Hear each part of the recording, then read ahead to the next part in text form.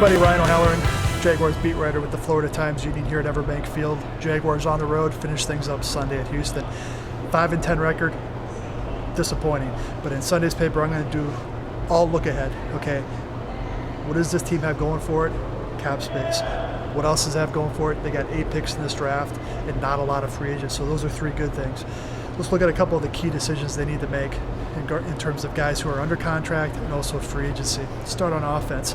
Zane Beadle's left guard counts $5 million toward the cap next year. He's been serviceable the last 2 years, and very durable, hasn't missed the stamp.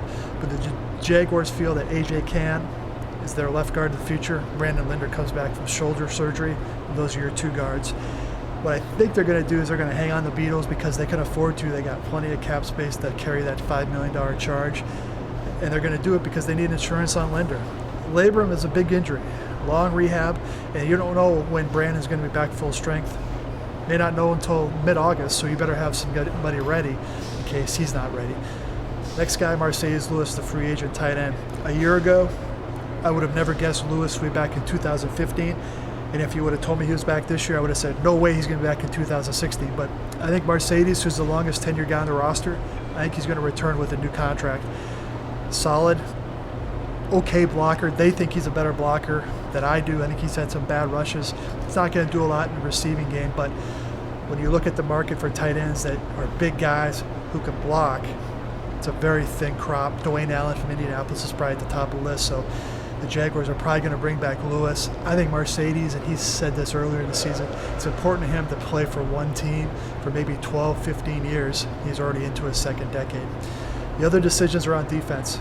Chris Clemens, big cap charge, $5 million, totally gone. Don't think he's going to come back. He just hasn't produced well enough, and he's 34 years old. Look for the Jaguars to be busy in free agency in the draft, replacing the pass rusher. Other decision, Paul Leslie, $4.7 million cap number, over 30 years old now, had a couple injuries, but I've been told to expect him to be back. Maybe they'll rework his deal again, but he's very valuable to this defense. He can still play the run. He can still tackle relatively well. Gets exposed in coverage a little bit, but so do a lot of linebackers. Last one, Sergio Brown, free safety. Done.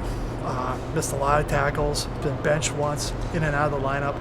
He'll save $2.5 million on the cap.